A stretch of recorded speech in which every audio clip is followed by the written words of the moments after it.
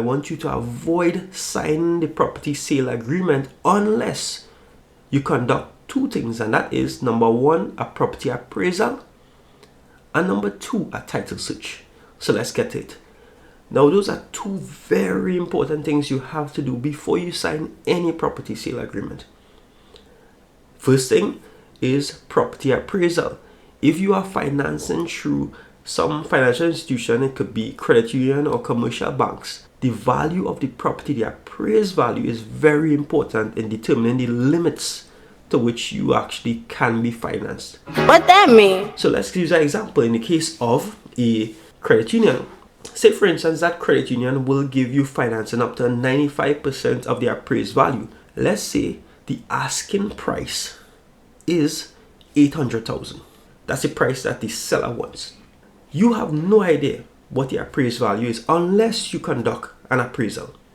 So if you were to go and sign that property sale agreement now and then conduct appraisal, after which you need the appraisal in acquiring a mortgage, you do an appraisal and you realize the value of the property is $600,000. It immediately puts you in a situation where most institutions will not be able to give you what you are asking for, the asking price of $800,000, based on a $600,000 valuation.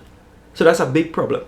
So it's very important for you to conduct an appraisal first, so you actually know how much the property is worth before committing to paying $800,000. So that's the first thing. Appraisal value has to be determined. You have to make sure you get a seller or real estate agent who are willing to allow you to conduct an appraisal of the property before committing. The second thing is title search. There's no way you should be signing any property sale agreement unless you did a title search to ensure that who is selling you the property, they are actually the owners of the property.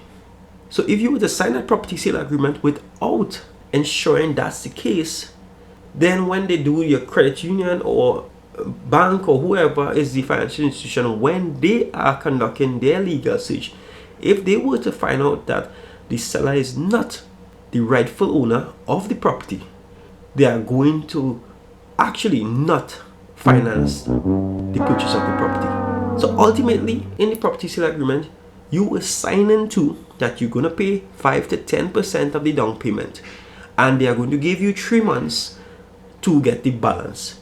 If you cannot get the balance within 3 months and there is no extension clause, it means that you are at risk of losing your deposit, simply because you did not do these two things. You did not conduct an appraisal and you did not conduct a title search, but you signed anyway. So please avoid doing that. Avoid signing any property sale agreement unless you have a very good idea of the valuation of the property, and you could only know that from doing an appraisal, and you could ascertain that the owner is also the seller of the property, and you'll get that from a title search. A title search will also inform you if the property is free of any liens and encumbrances. So it's very important for you to conduct these things. Avoid in all scenarios signing a property sale agreement unless you do these two important things. I hope you enjoyed this episode. Don't forget, click the subscribe button if you did not already do that. Subscribe, click the like button, and also click the bell so that you will be notified of any upcoming videos. Every week we are uploading videos, so you want to be notified of this. So I'll see you all on the next episode.